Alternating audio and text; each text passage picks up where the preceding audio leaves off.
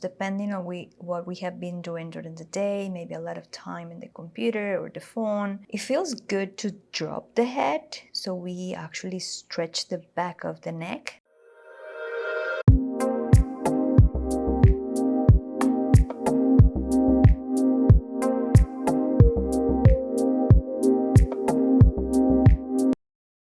Hi everybody, welcome to this Yin Yoga class. My name is Eli, and today we're going to be practicing some poses that will help us to stretch the entire body. We're going to be stretching from the toes all the way up to the fingers, hopefully to help you to release tension, to let go any blockages that we may have somewhere. You can practice this class at any time. Remember that the time of the day that you practice, basically it will change the intention of the practice. It will change a little bit of more benefits in one area than others, but honestly, Yin Yoga should be practiced every day whenever you have time. So for this practice, you may not need any prop. Maybe having a pillow or a blanket or a cushion, just in case you feel uncomfortable when you're seated or when you're pressing against the feet. Like in the first pose that we're going to be doing, which is antler pose, that we're going to be sitting on our heels. Anyway, for now, have that with you, have it ready, and we're going to start. We're going to come to a comfortable seated position first, closing the eyes. Using this time just to recognize that natural pattern of breathing without changing anything. We don't need to engage into any particular pranayama technique. It's just observing how that natural breath moves our body.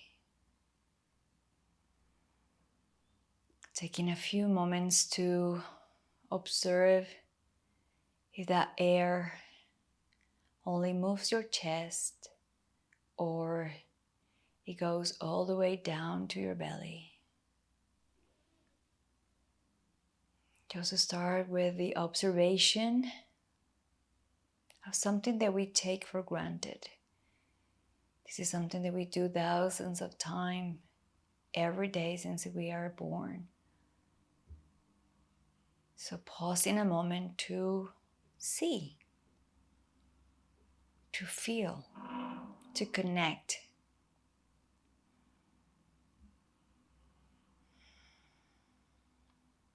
Using always the inhalation and the exhalation through the nose.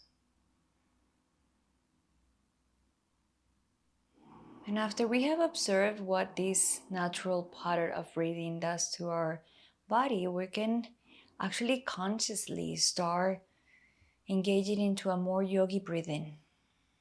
The yogi breathing is that natural pattern that the babies have. If you observe how a baby breathes, the belly goes all the way up and all the way down. And we have lost that when we are adults. Our breath becomes very shallow, very superficial, and stays in the chest. So we want to start moving that air all the way down to the belly. So inhaling maybe a little bit deeper, moving that air all the way down to the belly. And exhaling fully all the way out. Observing maybe some changes in how that feels. Perhaps you notice a greater intake of oxygen. It is very beneficial not only for our physical body but also for a mental and emotional self. Taking a few more moments here to be with your breath.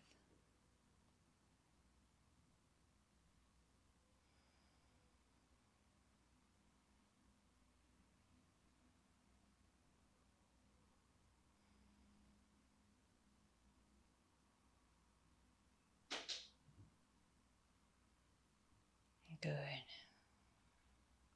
Very gently and softly we're going to blink our eyes open. But we're to aim to keep that pattern of breathing throughout the whole practice and hopefully off the mat as well. This is the healthiest way to breathe. Good. So we're going to come to the first pose, antler pose. And this is the pose that I was mentioning, that maybe if you feel some discomfort in the top of your feet when you're seated on your heels because you are pressing against the floor, you can put a blanket underneath. But if not, actually, that is the aim of this pose. We're aiming to stress, to compress the toes and especially the top of the feet. So we're going to be in antler pose for just for a minute to start sinking into this yin mode.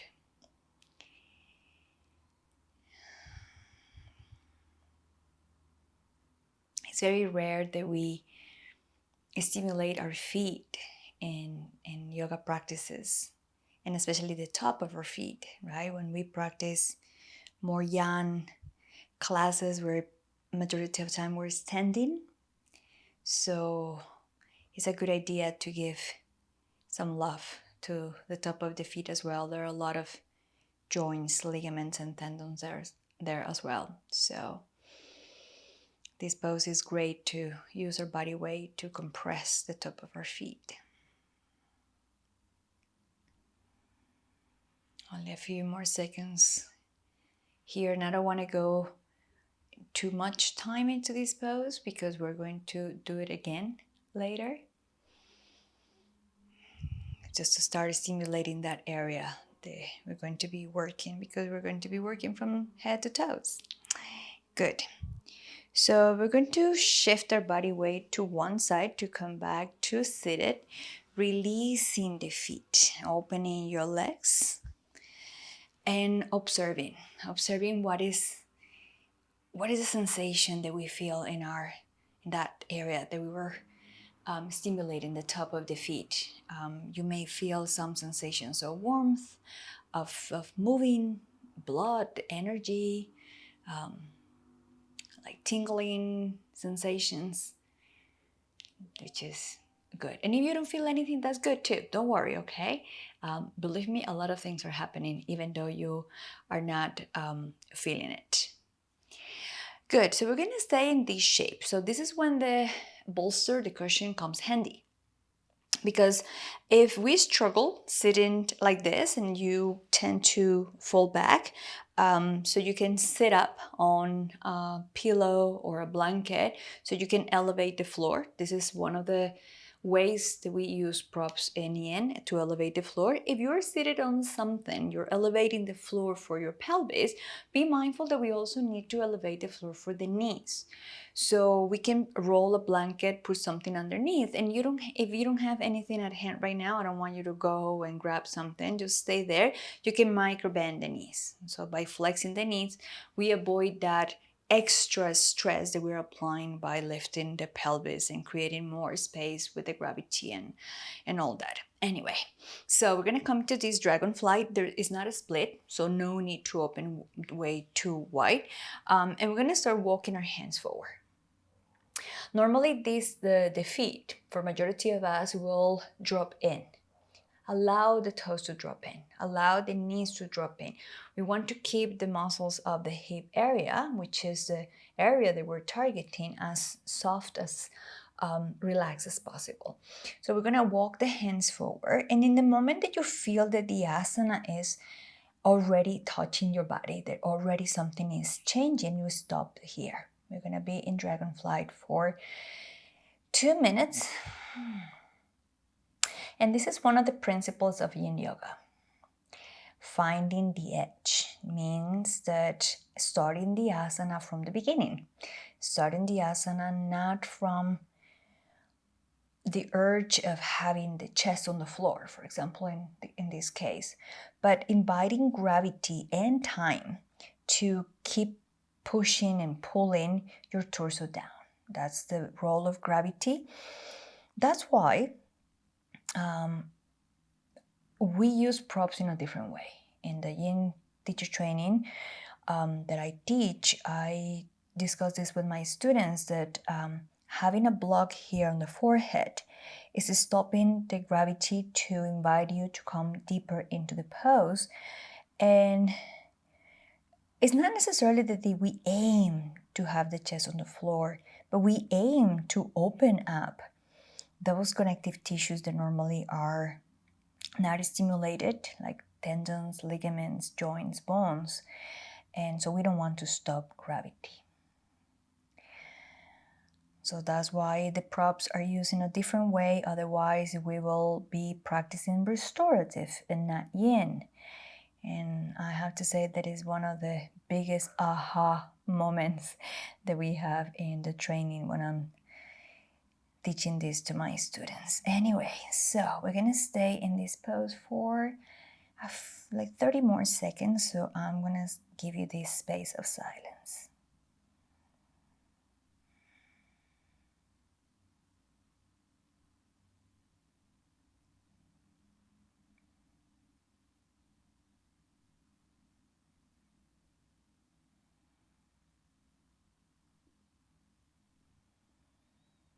Good. Very softly, mindfully start walking your hands towards you, stopping in the center, observing. That is called rebound. That group of feelings, sensations, the blood moving, the water moving, the changes that we may experience. So it's important to pause in between poses and moving softly. Good. So this time I'm going to be mirroring. Probably, of course, you are facing me. We're front to front, so I'm going to be mirroring you. So we're going to bend your right knee. So bring your right knee, your right foot in. And we're going to do half Dragonflight, and we're going to add a twist. And a twist is that we change the level of the shoulders in relationship to the pelvis. So we're going to shift the shoulders and face your left leg. So we're going to be working over the left leg. Once we have shift, now we know that we are twisting from the part of the spine that is meant to twist, the thoracic spine, and then we start coming all the way forward, coming into this forward fold with the twist. And the twist is actually lengthening and stretching muscles in your back and the side of your torso. Hands as well, same as the other one. You can have your palms facing up. And if you have your palms facing down, just make sure that your hands are not stopping you from going down. You're actually surrendering into gravity, but also the hands are not pulling you forward. Avoiding this urge or this conditioning of going somewhere. One of the beautiful things about Yin is that we practice to become more aware of what is happening inside. So I'll allow you to be in silence with yourself and your sensations.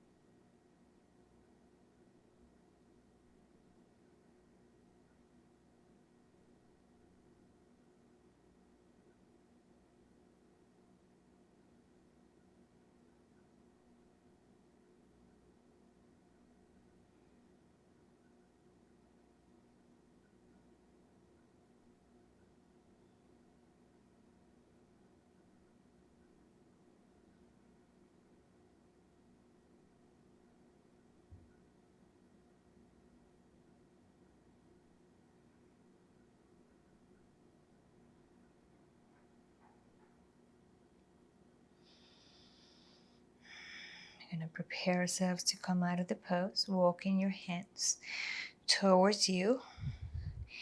and stopping at the center.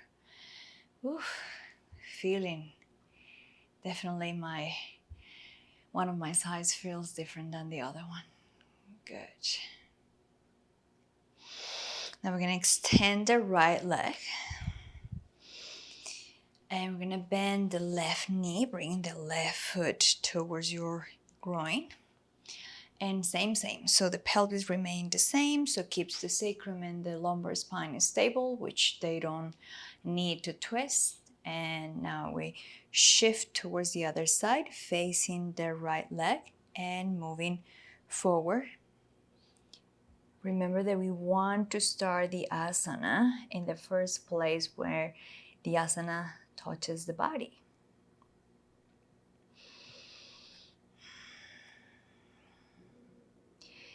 The head, the idea with the head is that you want to keep it aligned with the torso. That will be kind of like my main suggestion because the head is quite heavy. Sometimes, depending on what we have been doing during the day, maybe a lot of time in the computer or the phone, it feels good to drop the head, so we actually stretch the back of the neck. But because we have a lot of forward folds in the yin practice, if we drop the head all the time in all the poses, for some people it can be too much for the ligaments of the neck. I know that happens to me. So the neck is not the target area, at least not in these poses. So it is okay to engage, to activate the muscles around the neck to hold your head and your neck aligned with the rest of the spine. Please find the variation, the asana, the shape that feels effective in your body. Effective means that we are targeting the area that we're meant to target without causing any distress or pain anywhere else, that allow us to be in a stillness for a long period of time.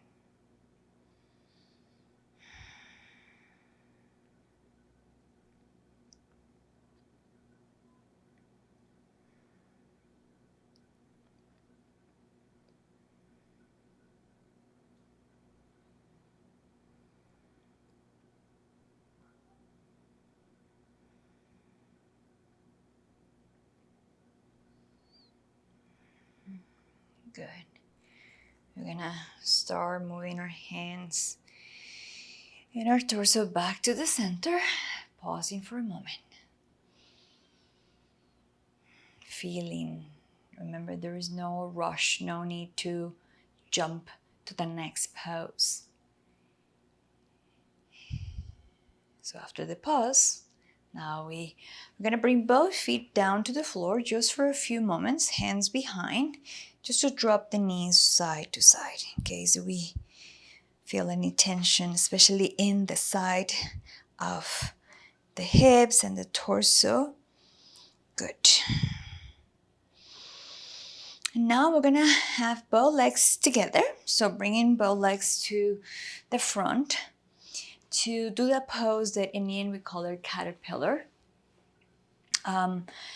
I always, and when I teach anatomy in the 200 hour, in the courses that I teach as well, is that let's avoid to removing the fleshy part. Like it's very common to hear that cue because actually the muscles are there to serve as a cushion. We have the attachment of the hamstrings there in the ilium, which is that in the ischium, in that bone that is against the floor right now. So we don't want to overstress them. So leave the bone where it belongs.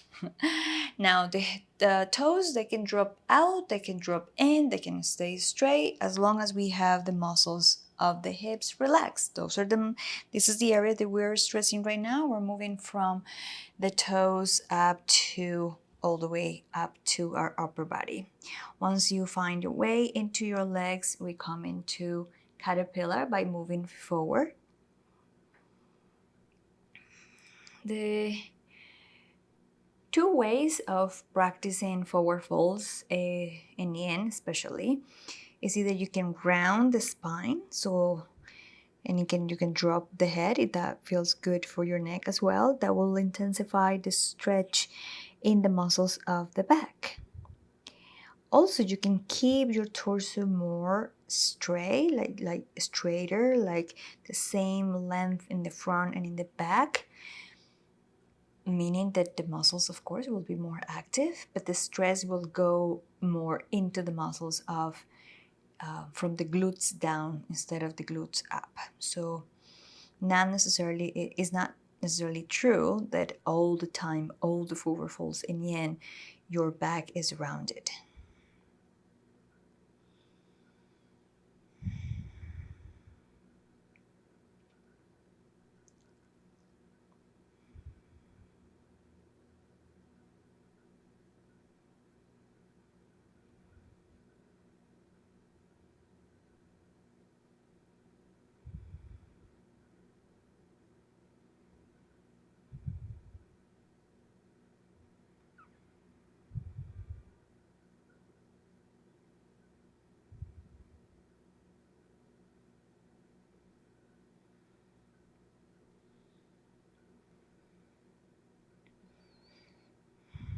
A few more moments here, having this nice stretch of the posterior body.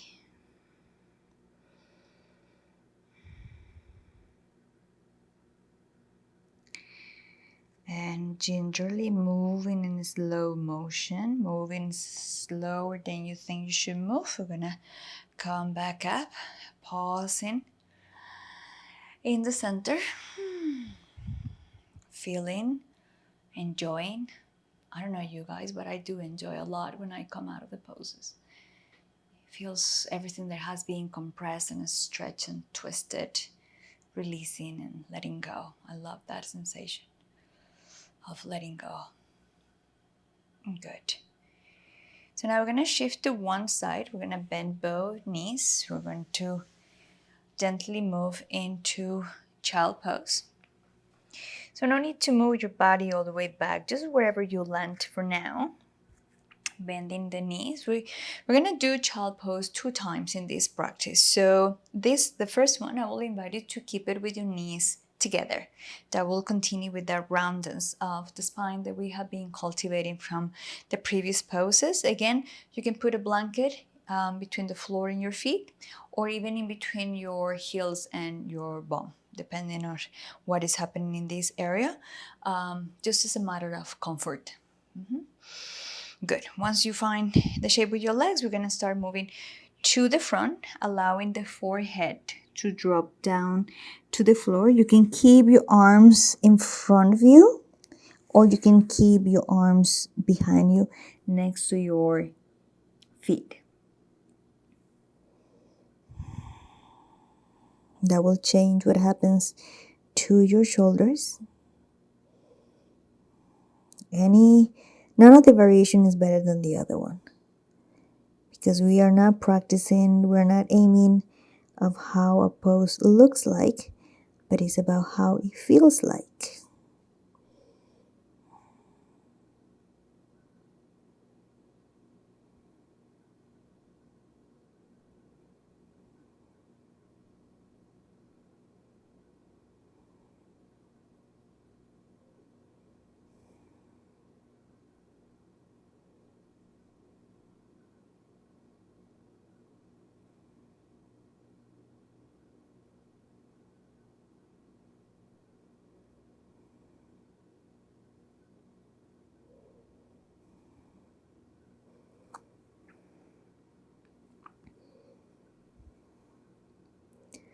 Few more moments here.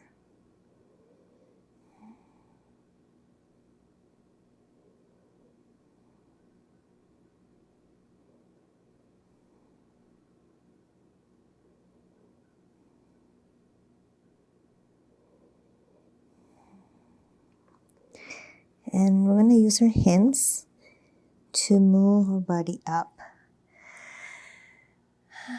We're going to come into tabletop.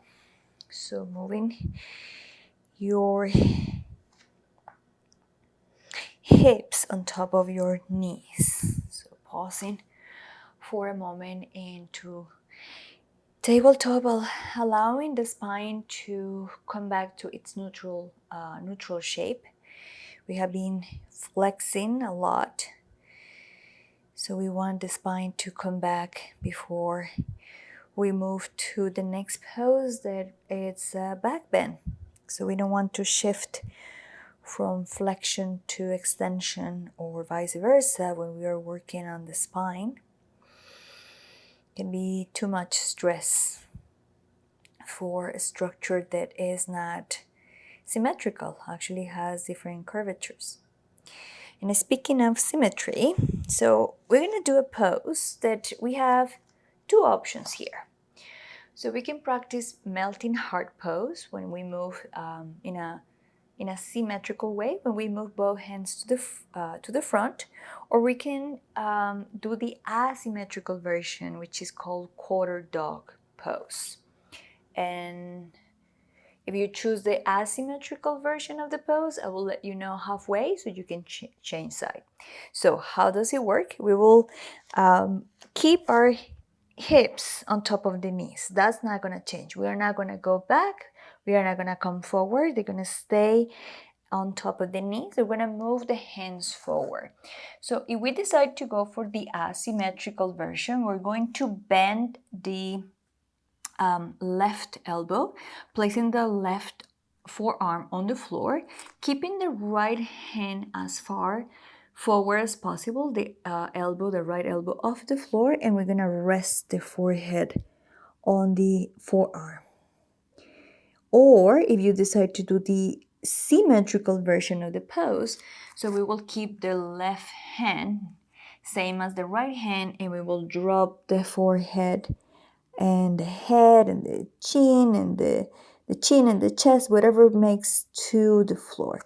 So find your variation. I'm going to start timing soon, so I will let you know if you decided to do halfway or the asymmetrical, when to change. So we're going to start now. We're going to stay here for 3 minutes.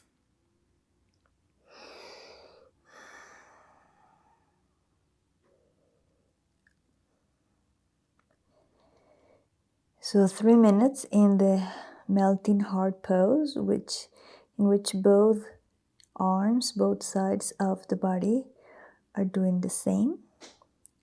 1.5 minutes in each side if you're doing the asymmetrical version. Whatever works for you, for your shoulders, for your elbows.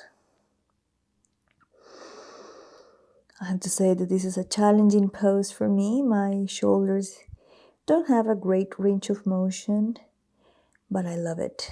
It's a pose that simulates all the way from your fingers, your shoulders, your spine, your hips, all the way down to your toes. It's a very complete pose.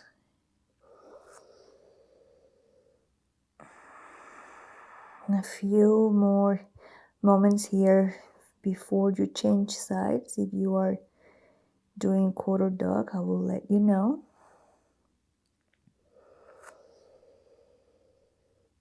And if you need to change side, this is the moment. So extend the left hand all the way down, all the way to the front, bending the right elbow and resting your forehead on your right forearm.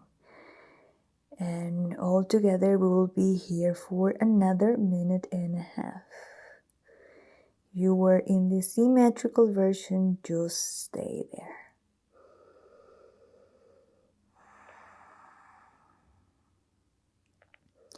We hold poses for longer than in more active practices because we are passing the barrier of the muscles, the fascia, the nervous system,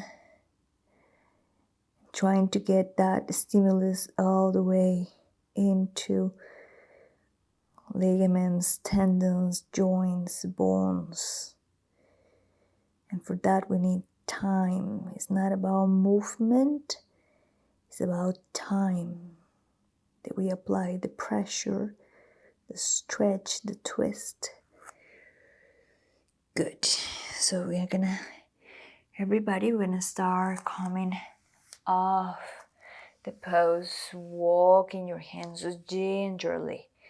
In Yin Yoga, it is important how we get into the pose, how we stay in the pose, but it's even more important how we come out of the pose, because we are applying pressure, as I said, to these plastic tissues that they don't like to be moved very dynamically, so they're getting mushy, and that is the short-term effect of the practice, being soft and mushy.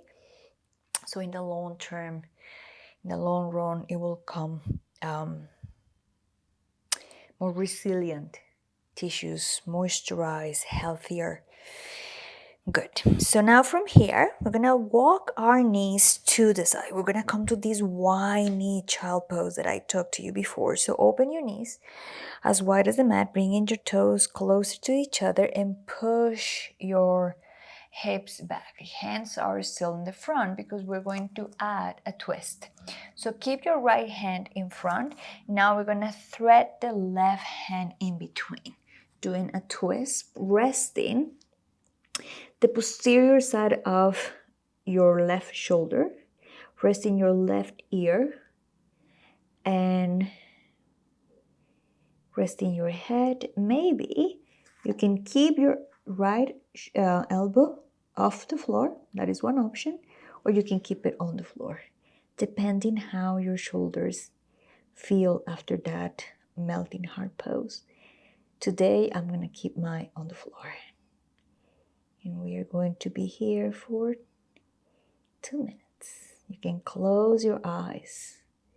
Remember, you can listen to my voice. You may want to see for a few moments, kind of to understand the pose that we're doing. But then we want to go inwards. Pay attention and stay present. So keeping your eyes closed will help you to do that. And me giving you some spaces of silence definitely will help more.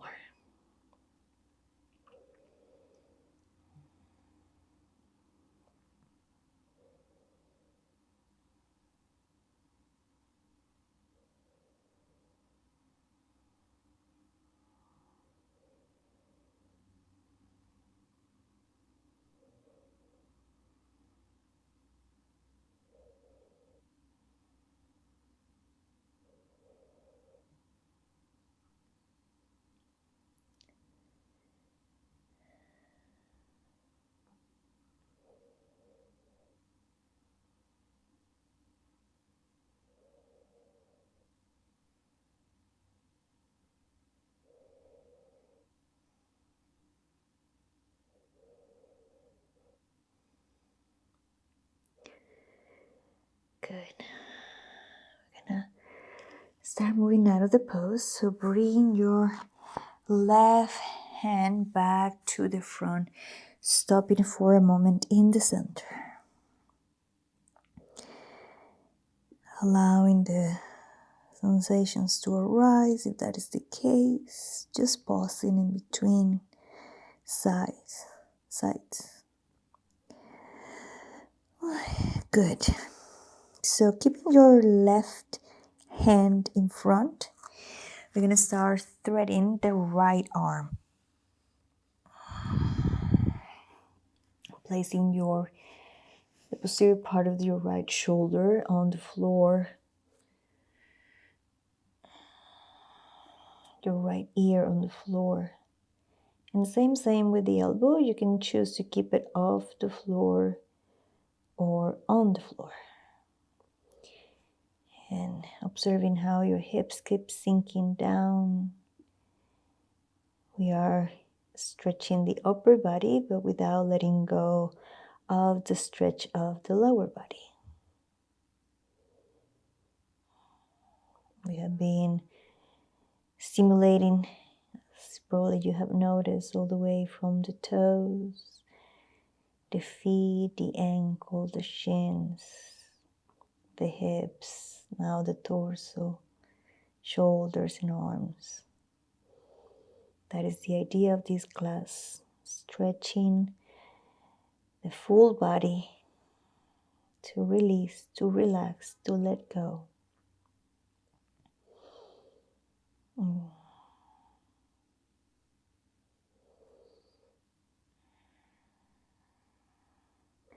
We still have almost a minute to be here.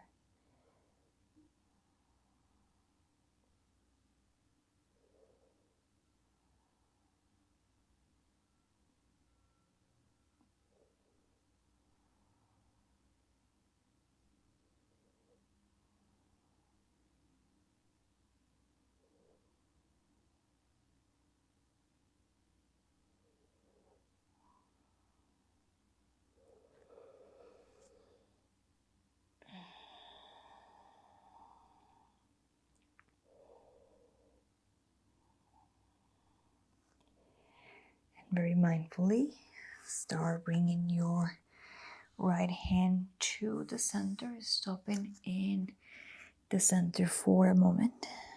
I know that maybe your groins, that medial side of your legs is talking already. Yes, we have used this twist as an excuse also to stretch the inner side of your legs. We're gonna come out of that soon as well. Good. So bring your torso up using your hands.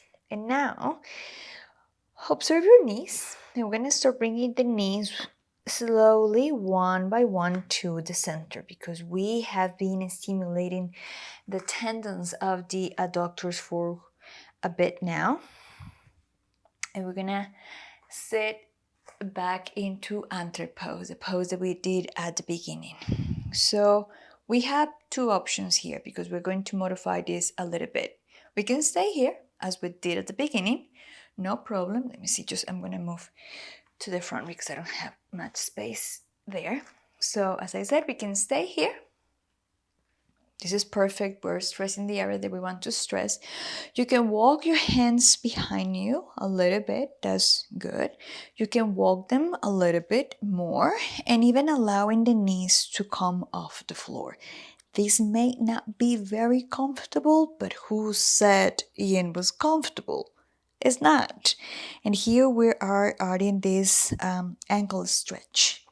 Only a minute, I promise. I'm timing the poses so we don't suffer unnecessarily.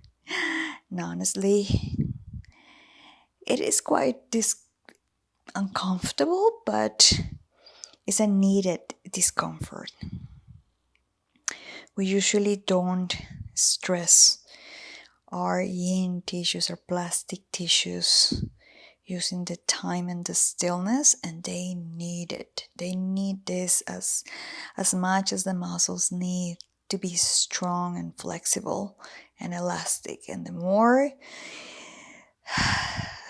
we age, the more we need this. So hopefully we can incorporate the practice of yin every single day. An hour is great, 45 minutes is great, 30 minutes, 90 minutes, whatever time you have is perfect. Good. And very mindful. It's gonna start coming back. And we're gonna go to tabletop, and please avoid the urge that I see very often, especially in vinyasa classes, where we want to let go of tension, especially in the feet that tap in. We are stimulating a lot of tissues that are not necessarily muscles. Only the muscles love to be treated like that, like actively, dynamically. The yin tissues don't like that. So even if you're practicing a yang class and you have been stretching your ankles or your toes like we're going to do now, that is another pose, please avoid that urge of letting go of that sensation. It's better to be here in the stillness, allowing the blood, the water, the energy to flush back into that area that we were stressing. So now, same. We have the option to stay in antre pose. Good, perfect. Or we have the option to do the toe stretch. So for this one, we will tuck the toes under and we're gonna sit on our heels. I know this probably is not the favorite, but is needed. So my little guy here, the little toe kind of like hide behind, so I have to make sure that he's also part of the party. And again, a minute, no more than that, because I know that is quite challenging for majority of us. We normally don't pay much attention to our feet, especially when it comes to yoga practice. And there are a lot of tissues, joints, ligaments, tendons, muscles, fascia in the feet, and the feet are holding our weight all day long. We put our feet into these shoes, hopefully comfortable shoes. Majority of time they're not comfortable.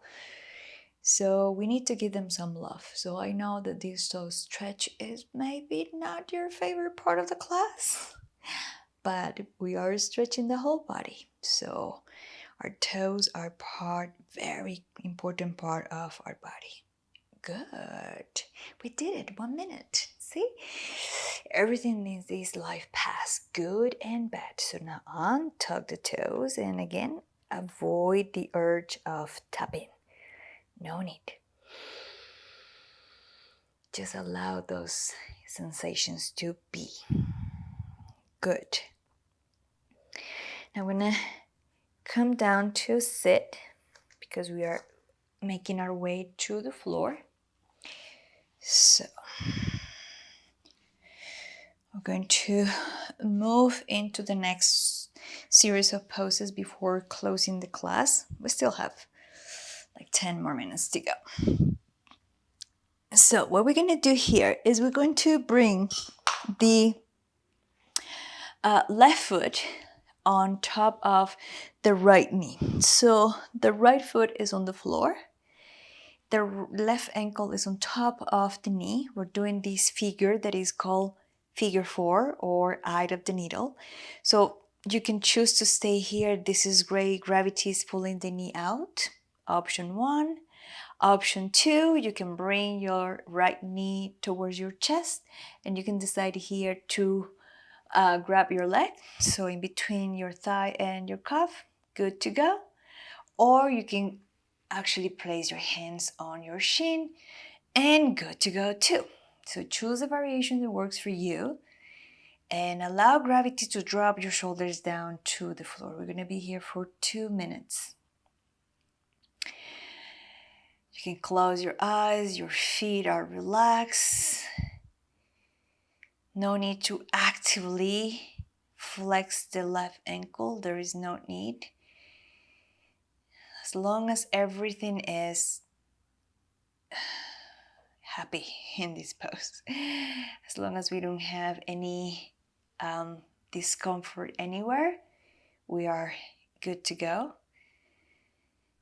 The target area of this pose is to stimulate the tissues around in this case, the left hip.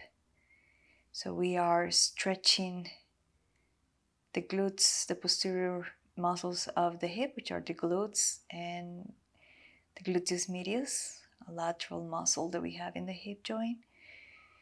It gets quite tense just because we walk. And on top of that, if you do something that requires running, you cycling, if you do all these things, those muscles tend to be very tight and the hip becomes tighter. So doing poses like this helps to relieve and to release that tension.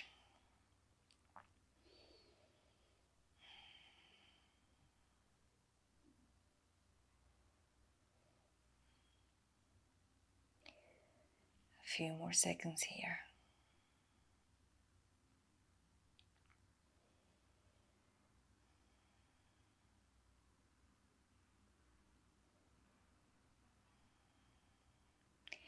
Now what we're going to do is we're going to drop the right foot, if you were holding your right leg, drop your right foot on the floor. So the sole of your foot is on the floor.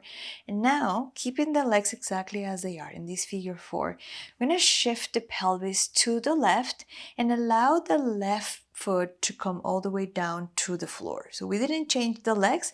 We are just now moving the plane of the pelvis away from the plane of the shoulders. Because now we're in a twist. Remember, that is the anatomical definition of a twist.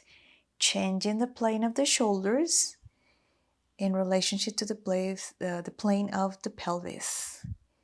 And we're going to be in this twist for a while, for a moment, actually not for a while, for a few minutes. So enjoy the twist. Your hands can be in a T position. They can be in cactus. They can be above your head. So you can also incorporate that stretch in your arms. If your left shoulder is quite coming off the floor, it's fine. The twist requires many factors to keep both shoulders on the floor, or both knees, if that was the case, on the floor. So don't be so caught up on the aesthetic alignment of the pose. The way, as I mentioned before, the way I teach classes and the teacher training, the way I teach my students to teach and to practice and to think is in how a pose feels like and not necessarily how it looks like. We want the asanas to be effective. That is the key. We don't gain anything with the shape if it's not being effective. A few moments of quietness here.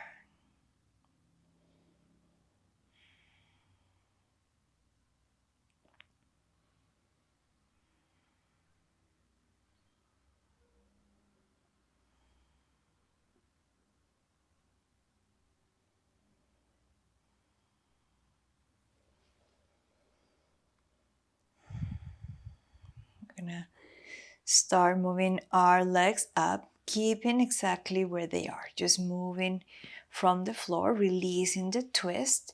And now we're gonna move the left knee on top of the right knee. So before we had the left ankle, now is the left knee on top of the right knee, and we're gonna bring our right leg towards our chest, and we're gonna grab our feet with the hands in this reclined shoelace. And once you have your feet with you, you can drop your torso down to the floor. That is an option.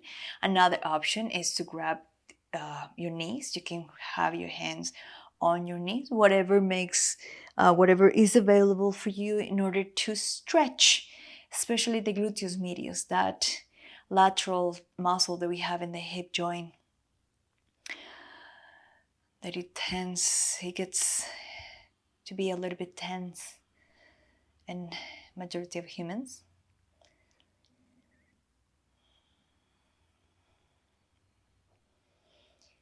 Only a minute here in this nice stretch of the lateral side of the leg before moving into the other side.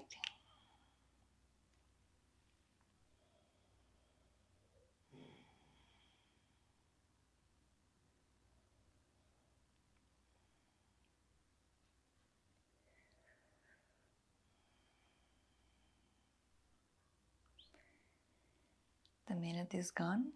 So we're gonna start releasing the feet, releasing both feet on the floor. Just pausing for a moment there with both feet on the floor, maybe knees touching.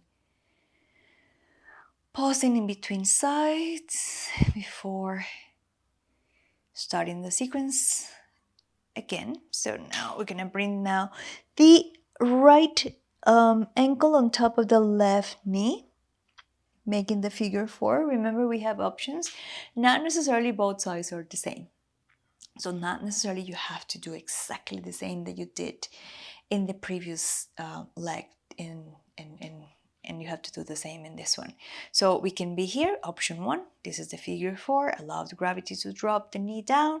We can grab the back of the thigh, or we can grab the front of the shin, the front of the lower leg. Wherever we are, we find a stillness, which is the second principle of the practice of Yin Yoga. The first one I mentioned before, finding the edge, that place where the asana starts touching the body. That is the beginning. We start there. Second principle is stillness. So that's why I give you options. So you are the best teacher to decide which option works for you. I cannot tell you because I don't know what you're feeling. So I try to give you options. You feel which one feels effective, which one is targeting the area, which one is not causing distress anywhere else. And I can be here for a long period of time. Third principle of Yin Yoga, time. One more minute in this yummy stretch.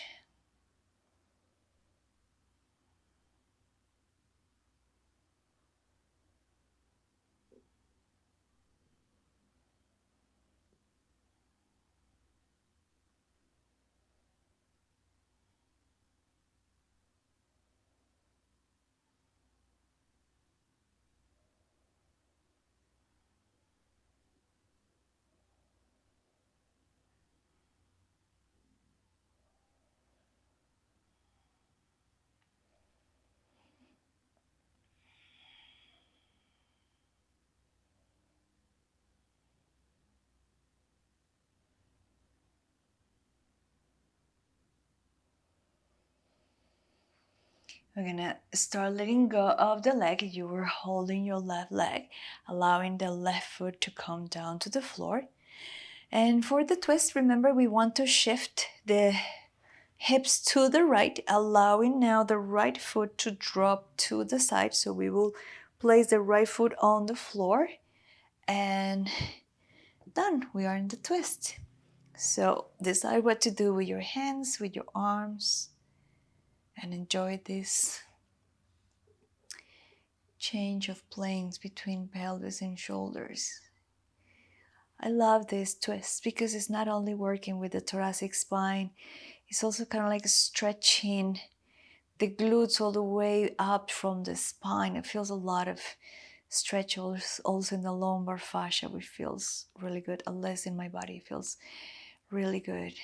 After being seated for so long, I spent a lot of time working in the computer.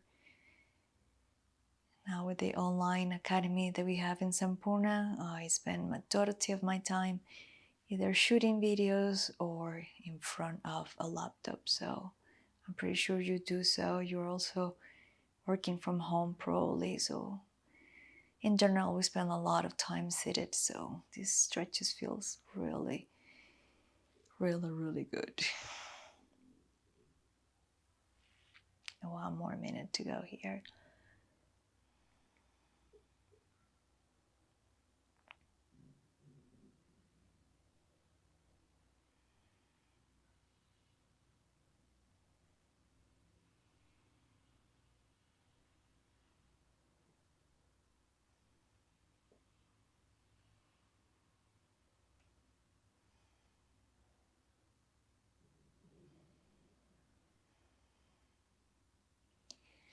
And as much as we would love to stay in this stretch, we have to start coming out of the pose.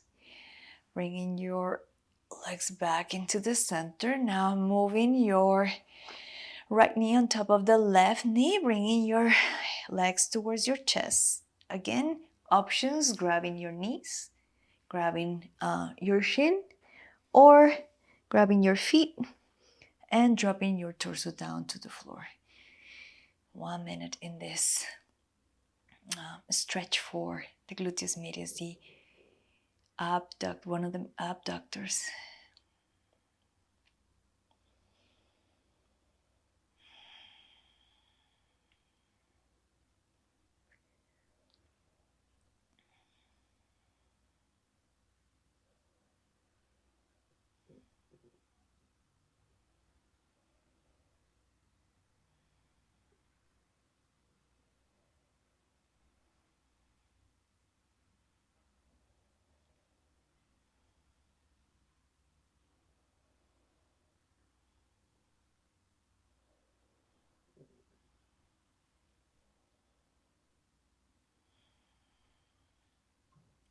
few more seconds to go.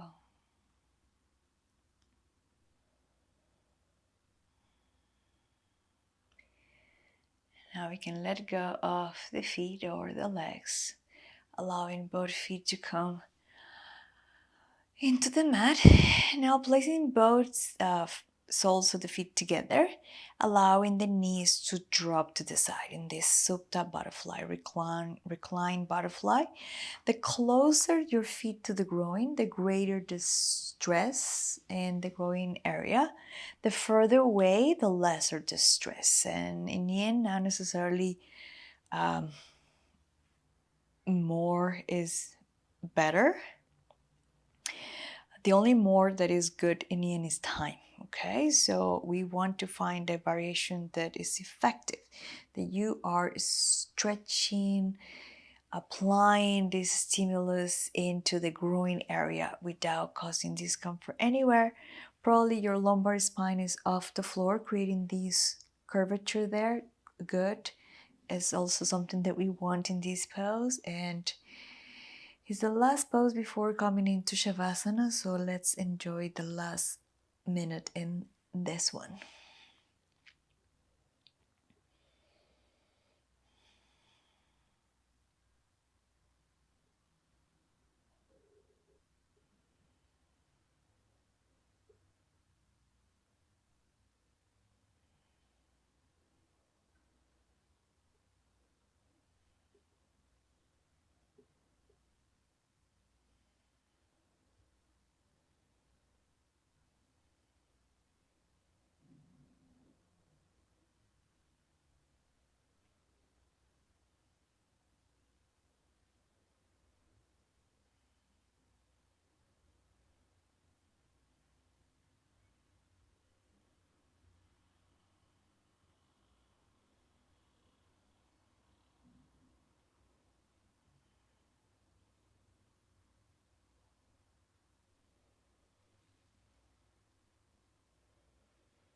As much as I would love to stay here, we need to prepare to come into Shavasana. So using your hands, bring your knees together. I'm gonna hug the knees to the chest. If you need something for your Shavasana, maybe it's a little bit cold, be mindful if you have to find a blanket or socks. Remember that we have been stimulating plastic tissues for a while now, so you don't want to move too fast, too quick. Just prepare for Shavasana. Just grab what is needed. If you don't need anything, awesome. Okay, no decorations, not unnecessary decorations for the poses. Good, so we're gonna let go of the legs, of the knees, or opening your legs as wide as the mat so you can relax the area of your hips. You can have your hands on your belly and your chest, or you can have your hands next to your body, palms facing up, relaxing your torso, your abdomen, your legs, your neck, your face. The muscles of your face are relaxed. Your eyes are closed. I'm going to be practicing this Shavasana with you, so enjoy. I will take you out of it when time comes. Face relaxed, the tongue inside of your mouth is relaxed. And the only thing that we need to do is to surrender and melt into your mat, dissolve into the mat, and enjoy the silence of Shavasana.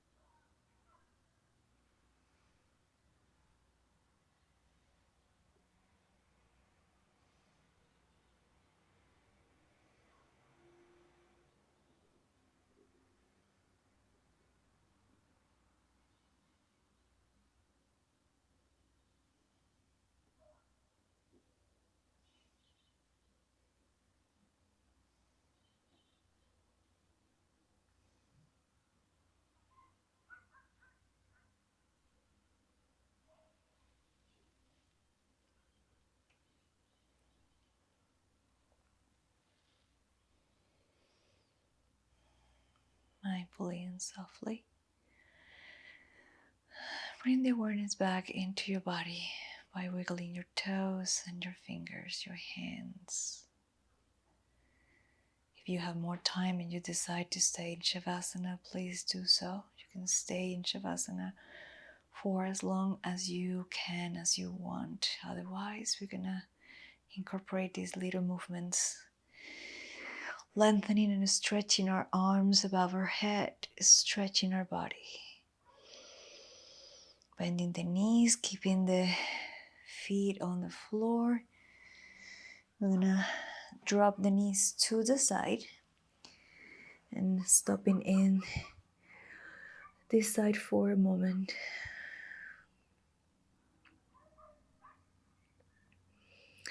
Using your hands to come to a comfortable seated position, keeping your eyes closed.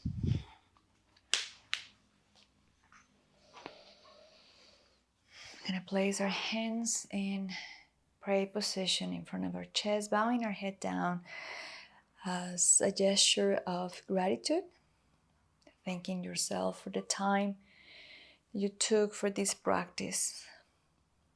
I thank you all for joining me in this yummy stretch for the whole body. I hope that you get all the benefits of this practice. Thank you so much and see you the next time. Namaste.